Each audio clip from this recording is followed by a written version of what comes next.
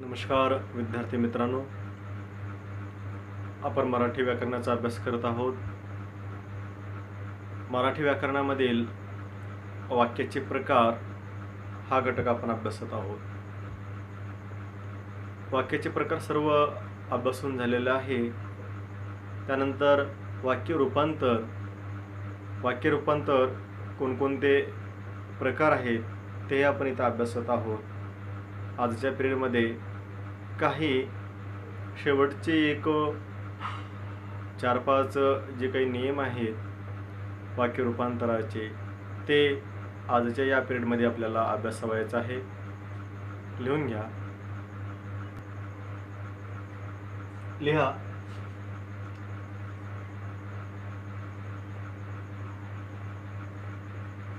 मराठी व्याकरण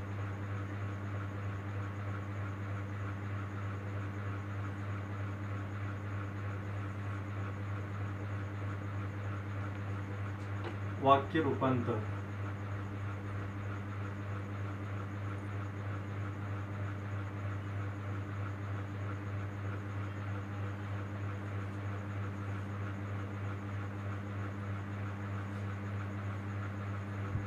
नियम 5वा वाक्य रूपांतरामधील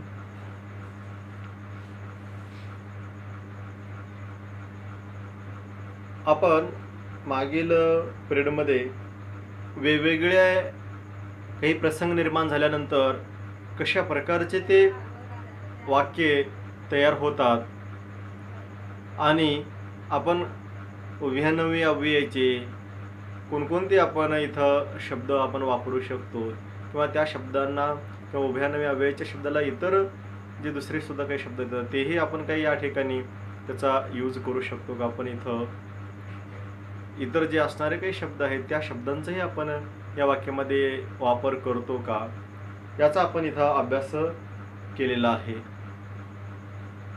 आजच्या पिरियडमध्ये हे काही आपल्याला महत्त्वपूर्ण असणारे असे काही इथं 4 नियम आहेत. ते नियम आपल्याला इथे घेणं गरजेचं आहे. 5वा जो काही आपण नियम इथं अभ्यासत आहोत त्याची माहिती लिहून घ्या. कारण व परिणाम असेल तर. कारण व परिणाम असेल तर. आता कारण किंवा त्याचा परिणाम असेल तर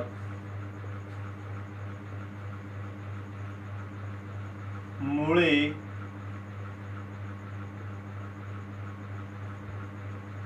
ऊन प्रत्यय जोडून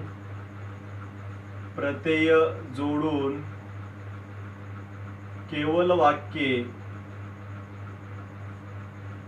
प्रत्यय जोडून केवल वाक्ये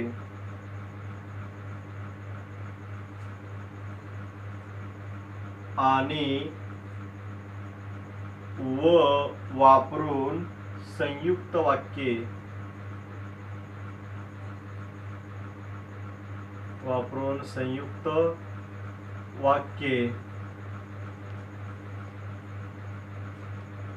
तर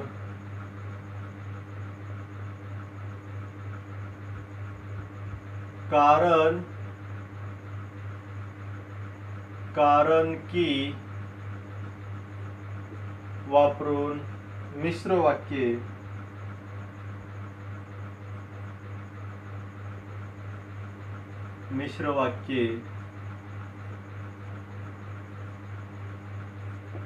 तयार करता येते.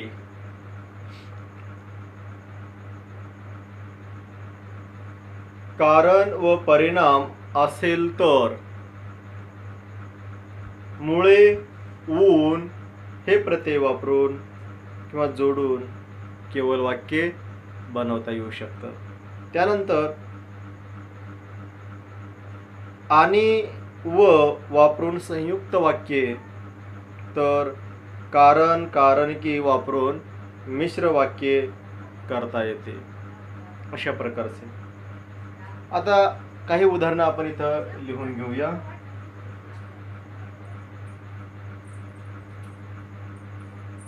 उदाहरण क्रमांक 1.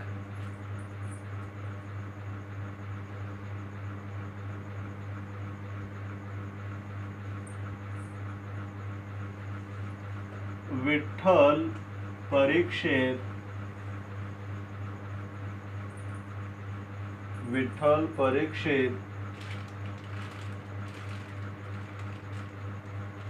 उत्तीर्ण झाला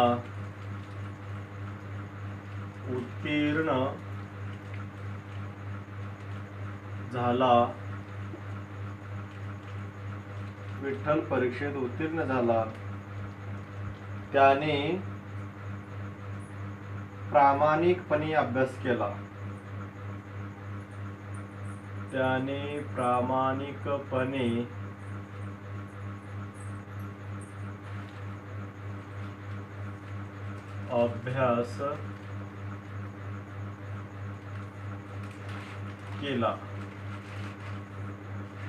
त्याने प्रामाणिकपणे अभ्यास केला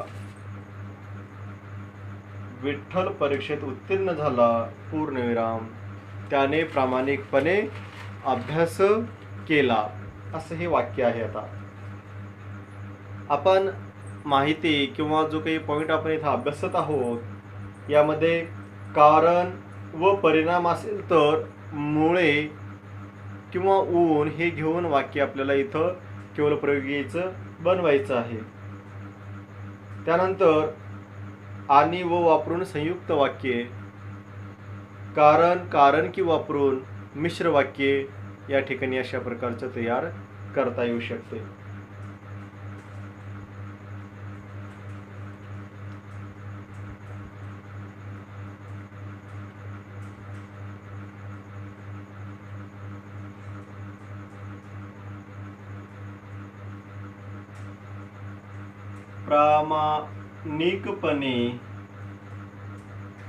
प्रामाणिकपणे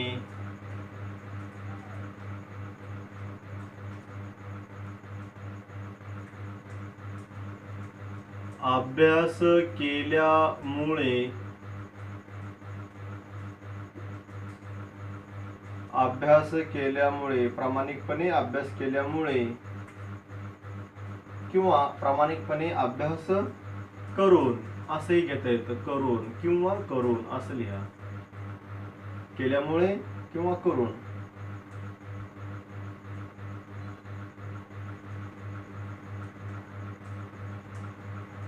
विठ्ठल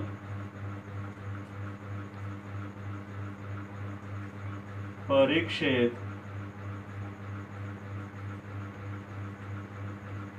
उत्तीर्ण झाला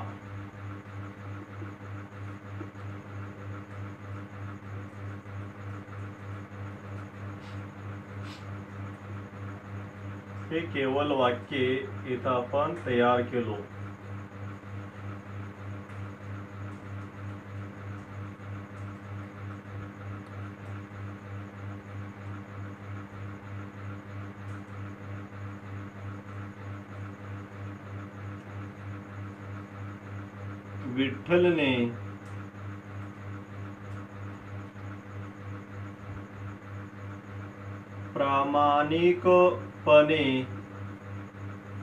विठ्ठलने प्रामाणिकपणे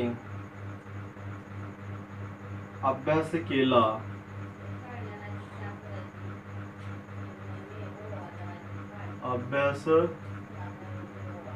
केला व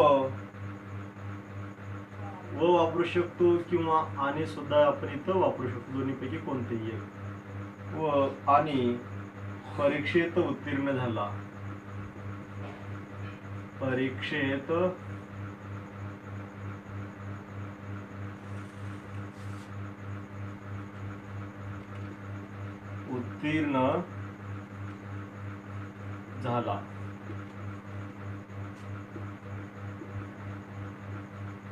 हे संयुक्त वाक्य आहे.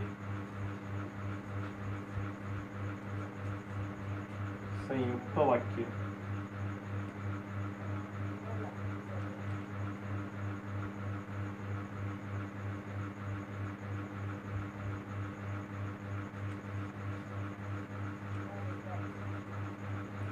विठ्ठल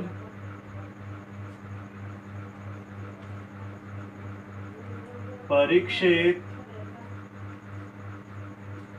उत्तीर्ण झाला विठ्ठल परीक्षेत उत्तीर्ण झाला कारण की त्याने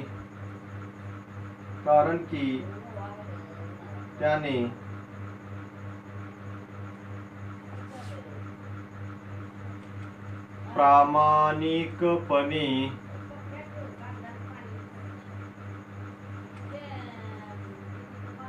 अभ्यास केला. प्रामाणिकपणे अभ्यास केला.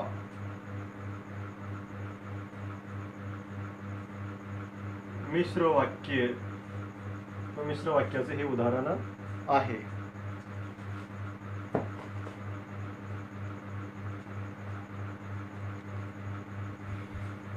आता इकडे लक्ष द्या. जर कारण किंवा परिणाम त्या वाक्यामधून दिसून येत असेल किंवा त्या वाक्यात असेल तर आपल्याला त्या मुळे, ऊन हे दोन प्रत्यय वापरून इथं आपल्याला केवळ वाक्य बनवता येतं आणि व वापरून संयुक्त वाक्य बनवता येतं. कारण की वापरून आपल्याला इथं मिश्र वाक्य बनवता येतं. आता यामध्ये उदाहरण आपण पहिलं घेतलेलं आहे. विठ्ठल परीक्षेत उत्तीर्ण झाला. विठ्ठल परीक्षेत उत्तीर्ण झाला ही एक वाक्य आहे. त्यानंतर त्याने प्रामाणिकपणे अभ्यास केला. दोन वाक्य यामध्ये आहेत. आता या वाक्याचं पहिले आता आपल्याला याच्यामध्ये केवल वाक्य आपल्याला निर्माण करायचं आहे, तयार करावायचं आहे. प्रामाणिकपणे अभ्यास केल्यामुळे इथील जे दोन मुळे किंवा ऊन हे घ्यायचं आहे. तर केल्यामुळे इथं घेतलो आपण आणि ऊनच करून असं आपण इथं प्रत्यय लावलेले आहे. प्रामाणिकपणे अभ्यास केल्यामुळे किंवा प्रामाणिकपणे अभ्यास करून विठ्ठल परीक्षेत उत्तीर्ण झाला. हे जे वाक्य आहे हे केवळ वाक्य आहे. म्हणजे इथं तुमच्या लक्षात इथं आलेलं असेल की आपण मुळे किंवा करून हे शब्द घेऊन आपण इथं केवळ वाक्य आपण चांगल्या प्रकारे बनवू शकतो.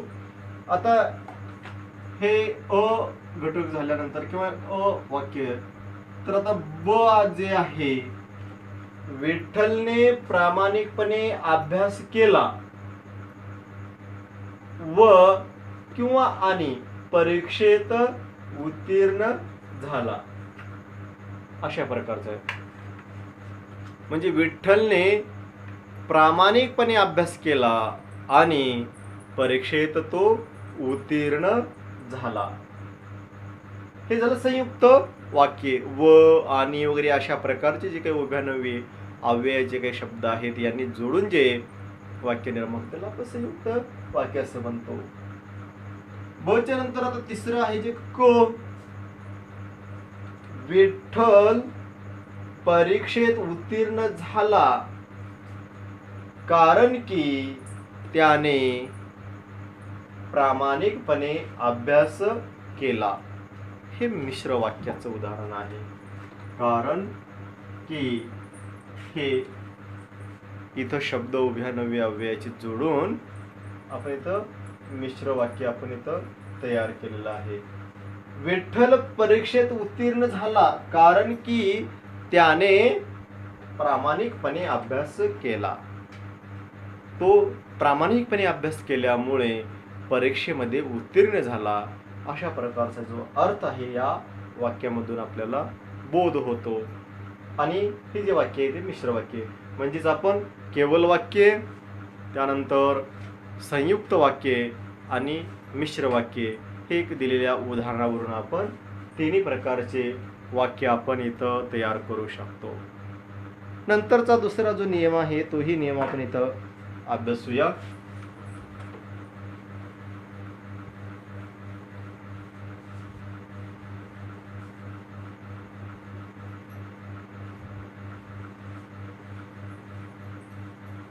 आतापर्यंत आपण वेगवेगळे वाक्यांचा अभ्यास आपण करत आहोत. त्यानंतर वाक्य परिवर्तन किंवा वाक्य रूपांतर हे सुद्धा आपण वेगवेगळ्या वाक्याचा आपण इथे केलेला आहे. तेव्हा विद्यार्थी मित्रांनो, याचा जर तुम्ही परत परत जर सराव केला तर तुम्ही अनेक प्रकारचे येणारे जे काही वाक्य असतील परीक्षेमध्ये ते चांगल्या प्रकारे तुम्ही सोडवू शकता.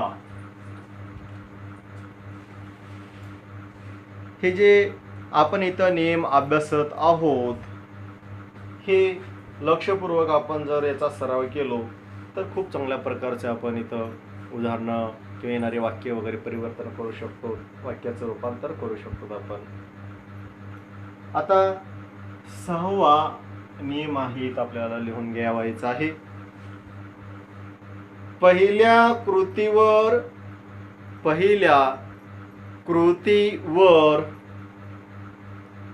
दुसरी कृती अवलंबून असेल. पहिल्या कृतीवर दुसरी कृती अवलंबून असेल तर पहिल्या क्रियादर्शक शब्दाला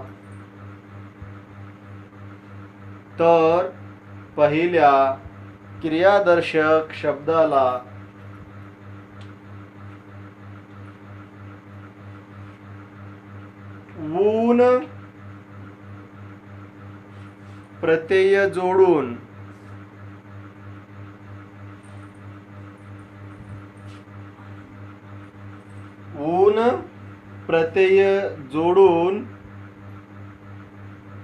केवल वाक्य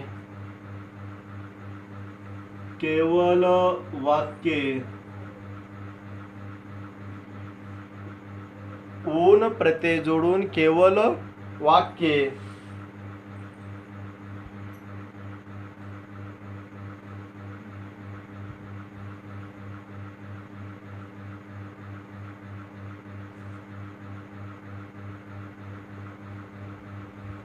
व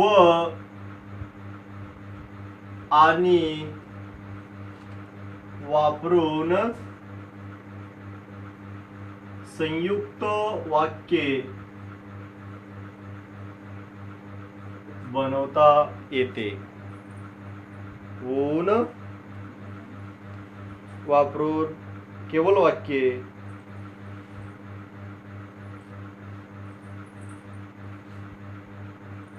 व आणि वापरून संयुक्त वाक्य करता येते. उदाहरणार्थ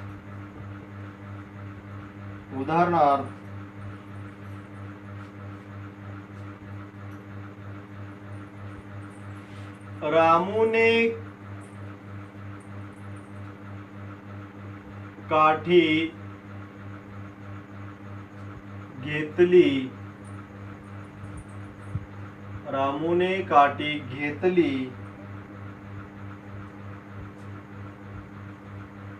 त्याने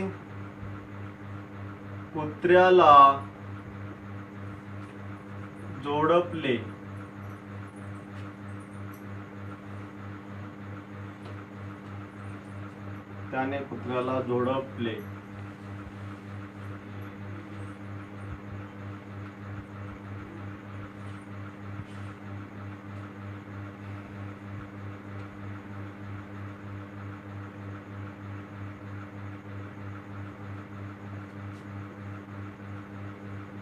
रामूने काठी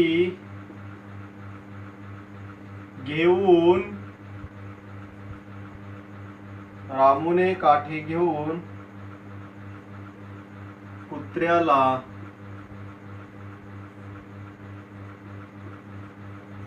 झोडपले.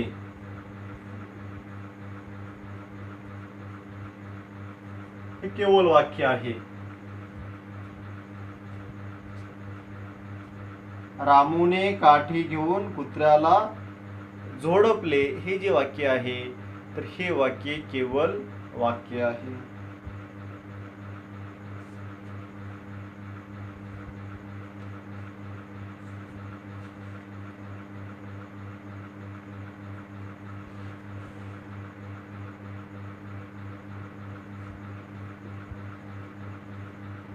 रामूने काठी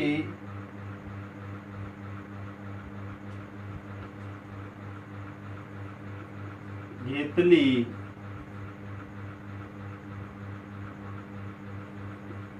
आणि किंवा व शब्दही वापरू शकता तुम्ही, कुत्र्याला झोडपले.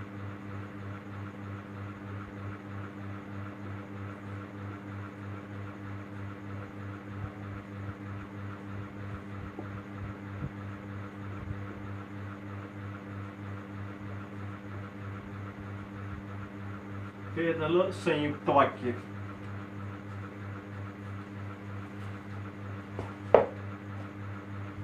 बघा, रामूने काठी घेतली आणि किंवा व घेतली व कुत्र्याला झोडपले, अशा प्रकारे आपल्याला इथं हे उदाहरण सांगता येऊ शकतं. रामूने काठी घेऊन कुत्र्याला झोडपले हे केवळ वाक्य झालं. रामूने काठी घेतली आणि कुत्र्याला झोडपले हे जे वाक्य आहे तर हे वाक्य आहे संयुक्त वाक्य. म्हणजे एखादे उदाहरण दिल्यानंतर आपल्याला त्यापासून अशा प्रकारचं त्या वाक्याचा अर्थ लक्षात घेऊन आपल्याला केवळ वाक्य, संयुक्त वाक्य किंवा मिश्र वाक्य हे आपल्याला इथं बनवता येऊ शकतं. म्हणून आपण हे उदाहरणं जे आहेत हे लक्षपूर्वक आपल्याला अभ्यासणं गरजेचं आहे.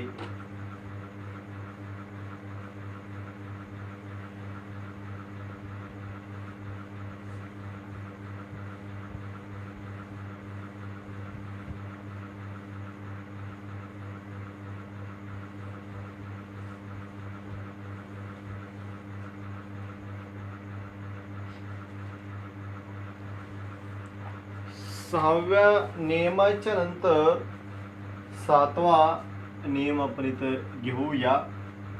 लिहा, कृती व उद्देशदर्शक वाक्याचे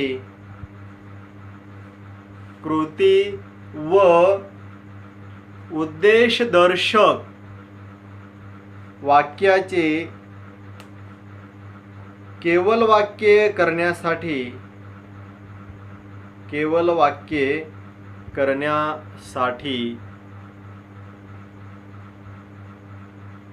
कृती व उद्देशदर्शक वाक्याचे केवळ वाक्य करण्यासाठी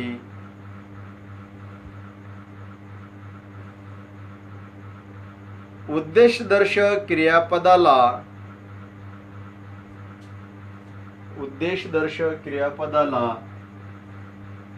साठी हा जो प्रत्यय आहे तो जोडावा. म्हणून वापरून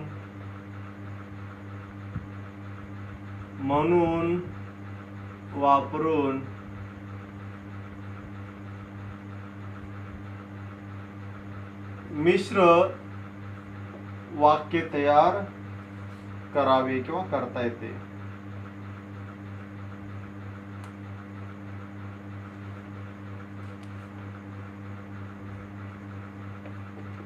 उदाहरण क्रमांक 1 यामध्ये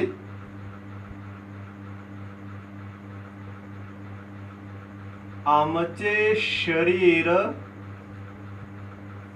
सुदृढ व्हावे.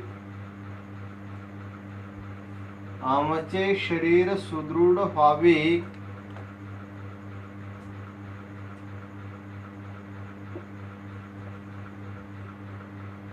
आम्ही योगासने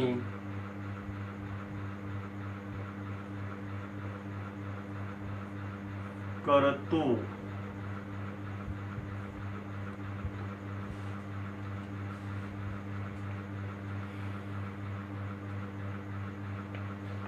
आमचे शरीर सुदृढ व्हावे पूर्णविराम आम्ही योगासने करतो. अशा प्रकारचे हे वाक्य आहे. आता या वाक्यामध्ये आपण साठी आणि म्हणून हे दोन शब्द वापरून आपल्याला इथं वाक्य रूपांतर करावयाचं आहे. ओ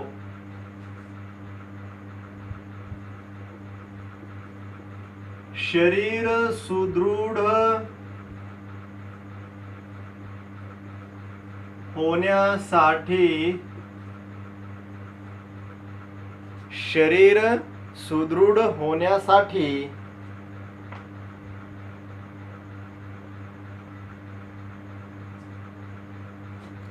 आम्ही योगासने करतो.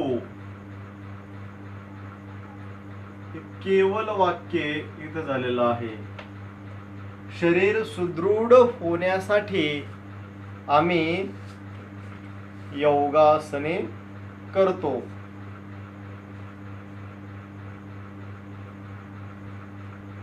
ब क्रमांक नेक्स्ट.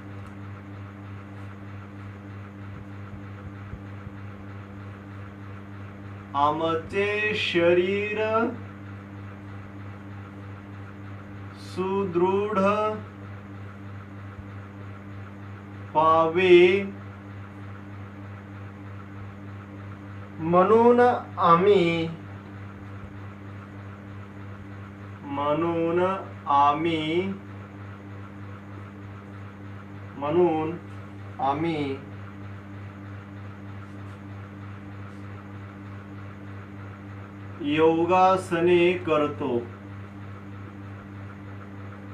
योगासने करतो.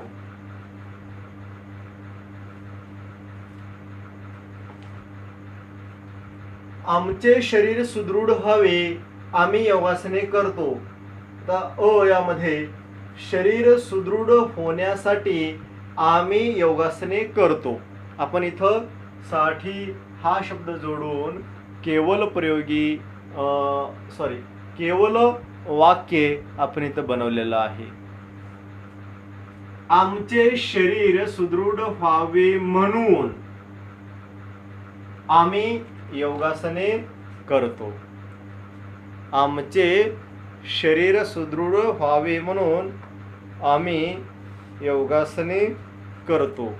असं हे वाक्य जे आहे इथं म्हणून हा शब्द जोडून आपण इथे हे वाक्य निर्माण केलेलं आहे. या वाक्याला आपण मिश्र वाक्य असे म्हणतो. आता पुढील जे काही आपण इथं उदाहरणं अभ्यासत आहोत तर हे वेगवेगळे जे उदाहरणं आपण इथं आतापर्यंत इथं अभ्यासलेलं आहे. तर विद्यार्थी मित्रांनो इकडे लक्ष द्यावयाचं आहे. वाक्य रूपांतरामध्ये आतापर्यंत आपण वेगवेगळ्या प्रकारचे वाक्याचे उदाहरण आपण घेतलेलं आहे आणि वाक्य रूपांतर केलेलं आहे. एक गोष्ट तुमच्या लक्षामध्ये इथं आलेली असेल ती म्हणजेच वाक्य परिवर्तन करत असताना किंवा वाक्याचं रूपांतर करत असताना त्या वाक्याचा जो काही अर्थ आहे तो अर्थ मात्र आपण इथं त्याचा कायम ठेवण्यात आलेला आहे. अर्थ बदललेला नाहीये. त्या वाक्याची असलेली रचना या ठिकाणी बदलण्यात आलेली आहे. आणि मग जे उदाहरणासाठी म्हणून जे आपण वाक्य घेतो तोच अर्थ आपण केवळ वाक्य करत असतानाही आपण तेच वापरतो. त्याच्यानंतर संयुक्त वाक्य आणि मिश्र वाक्य हे बनवत असतानाही त्या परस्पर रूपांतर म्हणजे वाक्याचं रूपांतर होत असतानाही किंवा केल्यानंतरही त्याचा जो मूळ गाभा अर्थाचा जो किंवा आशयाचा जो मूळ गाभा आहे अर्थ मूळ आहे तो अर्थाला बाधा न येऊ देता आपण हे वाक्य रूपांतर केलेलं आहे. म्हणजेच अर्थ यामध्ये मुख्य आहे. त्या वाक्याचा अर्थ आपण कायम ठेवून आपल्याला वाक्य रूपांतर करावं लागतं. यालाच आपण वाक्य रूपांतर असं आपण म्हणतो किंवा वाक्य परिवर्तन म्हणजेही हेच याच प्रकारचं. तर विद्यार्थी मित्रांनो, आपण बघा, लक्षात घ्या, जे आतापर्यंतचे आपण वाक्य रूपांतराचे उदाहरण इथं आपण अभ्यासलेलं आहे. काही मी नियम 1, 2, 3, 4 अशा प्रकारचे काही नियम मी घेतलेले आहेत आणि त्या नियमामध्ये काही माहितीही इथं प्रत्येक वेळेस दिलेली आहे. ती माहिती लिहून घ्यावायची आहे आणि ती समजून घ्यायची आहे आणि तशा प्रकारचे येणारे जे काही उदाहरणं असतील किंवा प्रश्नांची वाक्य असतील तर ते आपण चांगल्या प्रकारे सोडवायचं आहे. आणि हे आपण लक्षपूर्वक जर आपण हे कार्य केलं तरच हे आपण अचूक असे वाक्ये किंवा उदाहरणे आपण चांगल्या प्रकारे लिहू शकू. धन्यवाद.